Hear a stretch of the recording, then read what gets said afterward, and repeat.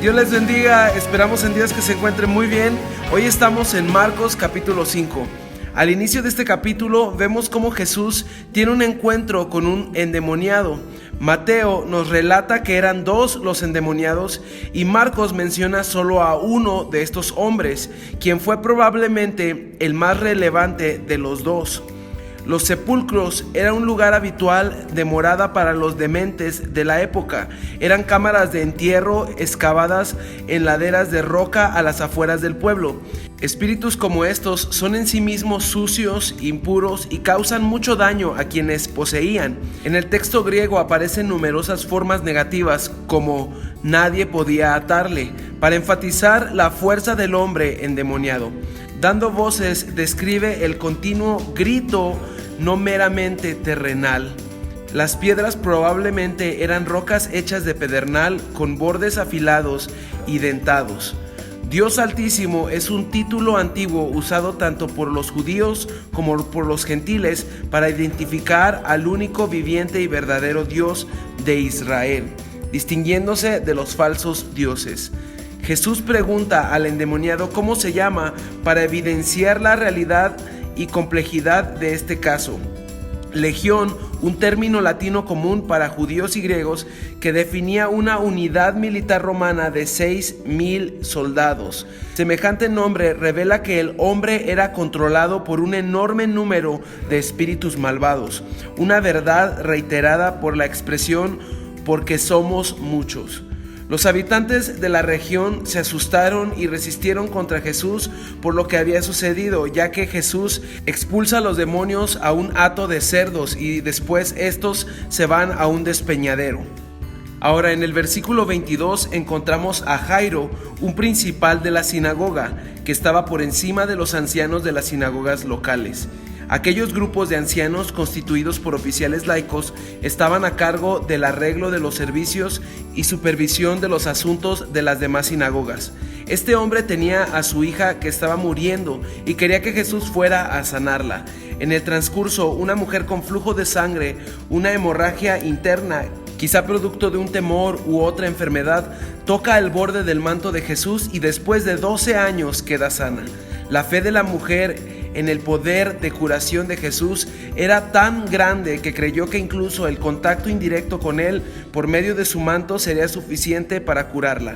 El poder que salió de él, el poder de Jesús, su habilidad para ministrar y obrar sobrenaturalmente, procedía de él mismo bajo el control consciente de su soberana voluntad.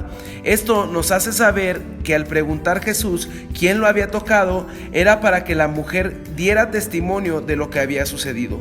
La forma del verbo griego traducida como te ha hecho salva indica que su curación fue completa.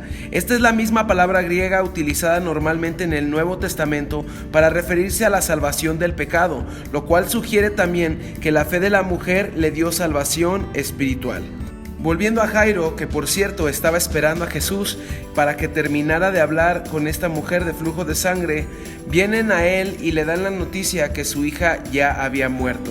Jesús, al escuchar esto, le dice a Jairo: no temas, cree solamente. El verbo es imperativo al presente, una acción continua que urgía a Jairo a mantener la fe que había mostrado inicialmente al venir a Jesús. Al llegar a la casa de Jairo, la gente estaba llorando y Jesús les dice que no está muerta, sino que duerme. Y en ese momento la gente pasa del llanto a la burla.